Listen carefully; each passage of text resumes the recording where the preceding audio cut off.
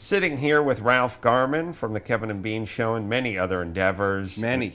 And it's time to do first car. Your first car was? My first car was a Triumph TR7. The shape of things to come. Shape of things to come. The Wedge. Wow. Legendary British sports car with the winking lights. It wasn't new when you got it, No, was it? it was a used Triumph TR7. I don't think they made the TR8s anymore when I got this one. Right. This was a TR7. It was cherry red. Living in Philly? It was born and raised and lived in Philly its whole life, so the electrical system was just top notch. No better car for a Philly winter than a Triumph. Yeah. A high mileage Triumph. If you went through a shallow puddle and water would splash up on the undercarriage, it would immediately stop running because the electrical system would just fry.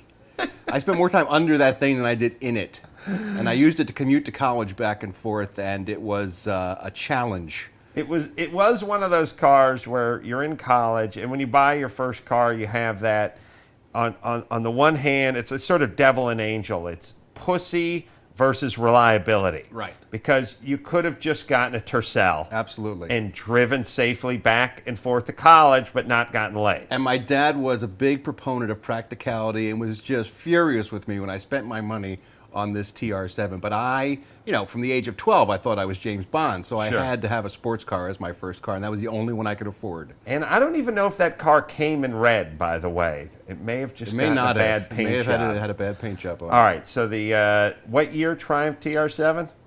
Fuck, I don't know, 74? And then you want to talk about a pussy mobile in later years, the shit brown Chrysler Shadow, No, Dodge sir. Shadow. That was the Plymouth Sundance.